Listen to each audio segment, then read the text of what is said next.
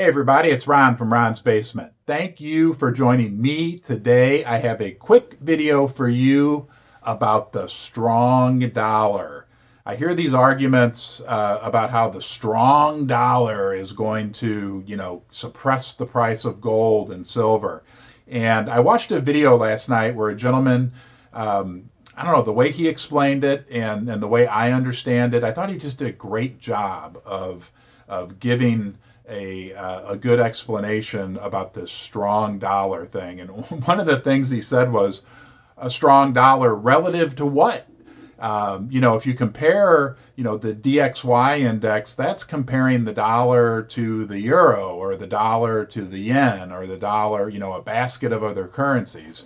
What I thought was, well, hey, how about if you compare the dollar to the price of a Snickers candy bar, or $1 to ribeye steaks. Those are two things that I really like to eat.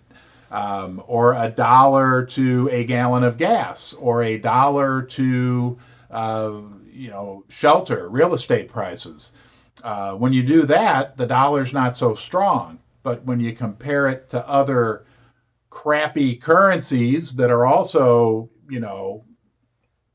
printing like crazy, and the countries they represent have huge debts and deficits, well, then maybe it's not so strong, if that makes sense. So here's my story. I have a story for you that kind of came to my mind. Maybe this will help.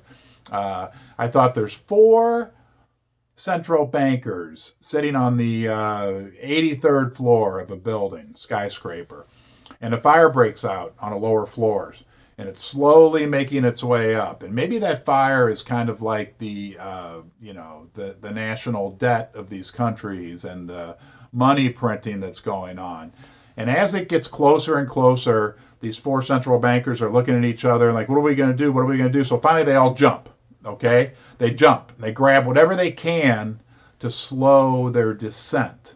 So one of them grabs this Walgreens bag. One of the poor guys, all he has is his paper lunch bag. He's going to use that, as a parachute. Another guy grabs a Dollar Tree bag, pardon the pun. And the guy who's in the best shape, and maybe that's the United States, he grabs this great big giant hefty bag. He's going to use that for a parachute. So they all jump and they're all falling down, right? And the guy with the paper bag, well, he's just like falling the fastest. And the guy with the Dollar Tree bag, pardon the pun, he's falling second fastest. That's let's say the Japanese central banker. The guy with the Walgreens bag, let's say that's the European central bank head. He's fallen, barely slowing down, but that Walgreens bag is helping him a little bit. And then the United States, they got the best bag going. This big sucker. So it's slowing him down, but it's not going to save him. So they're all falling, and relative to each other, the United States is doing the best with the hefty bag, but we all know that a hefty bag is not going to save you when you're jumping from 800 feet in the air. So again, in that scenario, people say, well, the United States, the dollar's doing the best. Yes, it is. But unless that central banker can, somebody comes by with a helicopter that's maybe gold or silver in color, and can quickly save him, they're all doomed, okay? They're all going to crash. It's just, as they're falling, the dollar, the Federal Reserve parachute with the big hefty bag, he's doing the best. So anyway, I hope that makes some sense, maybe is helpful.